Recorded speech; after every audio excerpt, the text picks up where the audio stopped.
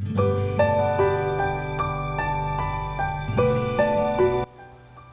Friends, welcome back to Jaseema Janeesh vlog. ഇന്ന് നമ്മൾ വേറൊരു അറേബ്യൻ ഡിഷിൻ്റെ റെസിപ്പി ആയിട്ടാണ് വന്നിട്ടുള്ളത്. മുർത്തബക്ക് അല്ലെങ്കിൽ സിലോൺ പൊറോട്ട എന്ന് പറയും. അപ്പോൾ എങ്ങനെയാണ് ഉണ്ടാക്കുക നമുക്ക് കണ്ടു നോക്കി നോക്കാം. ഞാൻ അധികം വളച്ച് നീട്ടുന്നില്ല. ഞാനിവിടെ ഒരു 1/2 കിലോ മൈദയും അതിലേക്ക് ആവശ്യത്തിന് ഉപ്പും ഒരു 2 ടേബിൾ സ്പൂണ് നെയ്യില്ലാത്ത ഒരു ഓയിൽ ചേർക്കുക.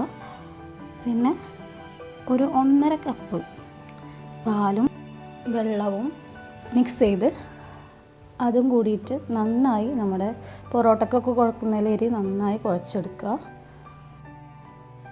നന്നായി കുഴച്ചെടുത്താൽ ഒരു അരമണിക്കൂറെങ്കിലും റെസ്റ്റ് ചെയ്യാൻ വേണ്ടിയിട്ട് നമ്മൾ വെക്കണം. ഇനി നമുക്ക് അതിലേക്കുള്ള ഫില്ലിങ്സ് തയ്യാറാക്കാം. അതിനായിട്ട് ഞാനിവിടെ ചെറുതായി ചോപ്പ് ചെയ്തിട്ടുള്ള ചിക്കൻ പീസസുകൾ ആദ്യം ഫ്രൈ ചെയ്തിട്ട് എടുക്കുകയാണ് ചെയ്യുന്നത്. ശേഷം അതിലേക്ക് ആവശ്യത്തിനുള്ള ഉപ്പും കൂടിയിട്ട് ഇട്ട് കൊടുക്കുന്നുണ്ട്.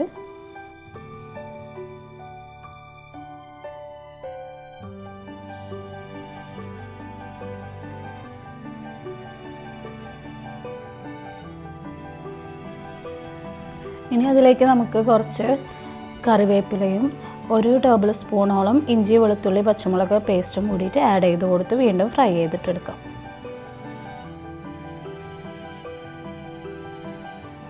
ഇനി മസാലയിലേക്ക് ആവശ്യമായിട്ടുള്ള 2 സവാള സ്ലൈസ് ആയിട്ട് അരിഞ്ഞിട്ടുള്ളതും കൂടി ആഡ് ചെയ്ത് കൊടുക്കാം.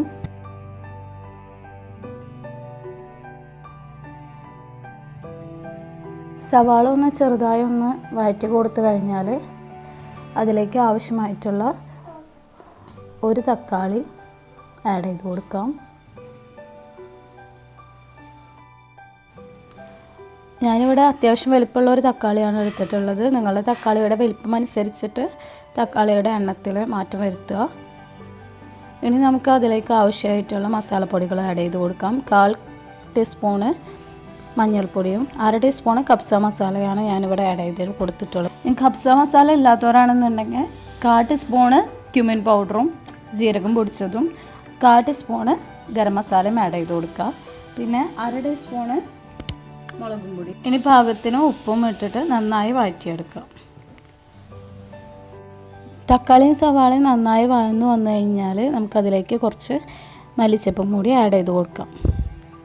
ഇപ്പോൾ നമ്മുടെ ഫില്ലിങ്സ് ഇവിടെ റെഡി ആയിട്ടുണ്ട്. ഇനി നമ്മൾ നേരത്തെ കുഴച്ച് വെച്ചിട്ടുള്ള മാവ് നമുക്ക് നോക്കി നോക്കാം. നല്ല സോഫ്റ്റായി വന്നിട്ടുണ്ട്. ഇനി നമുക്കത് ഒന്നും കൂടി ഒന്ന് നീഡ് ചെയ്ത് കൊടുത്തതിന് ശേഷം ഓരോ ബോളുകളാക്കി ഓരോന്നായിട്ട് പരത്തിയെടുക്കാം.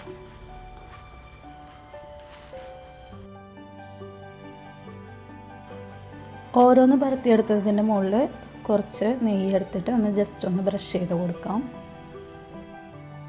ഇനി നമ്മൾ നേരത്തെ തയ്യാറാക്കി വെച്ചിട്ടുള്ള ഫില്ലിങ്സ് ചൂടാറിക്കഴിഞ്ഞാൽ അതിലേക്ക് ഒരു കോഴിമുട്ട പൊട്ടിച്ചൊഴിച്ച് കൊടുക്കാം.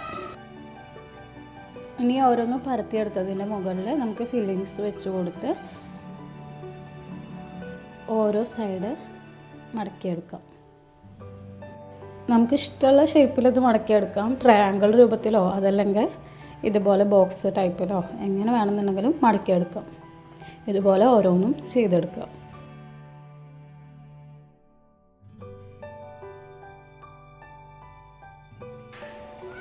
ഇനി നമുക്ക് പാൻ ചൂടാക്കി അതിൽ കുറച്ച് നെയ്യ് ഇതുപോലെ തന്നെ ബ്രഷ് ചെയ്ത് കൊടുത്തതിന് ശേഷം ഓരോന്നായിട്ട് ചുട്ടെടുക്കാം. അതിൻ്റെ മുകളിലും കുറച്ച് നെയ്യ് ബ്രഷ് ചെയ്ത് കൊടുക്കണം. വീണ്ടും മറിച്ചിട്ട് കൊടുത്തതിന് ശേഷം ഇതുപോലെ തന്നെ കുറച്ചും കൂടി നെയ്യ് ബ്രഷ് ചെയ്ത് കൊടുക്കണം.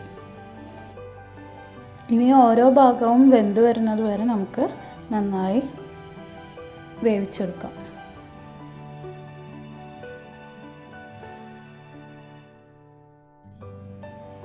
ഇപ്പോൾ നമ്മുടെ ടേസ്റ്റി ആയിട്ടുള്ള സിലോൺ പൊറോട്ട അതല്ലെങ്കിൽ മുർത്തബക്ക് ഇവിടെ റെഡി ആയിട്ടുണ്ട്. അപ്പോൾ എല്ലാവരും ട്രൈ ചെയ്തിട്ട് നോക്കി നോക്കുക.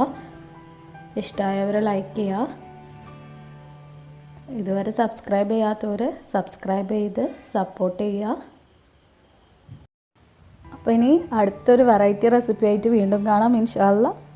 Thank you for watching.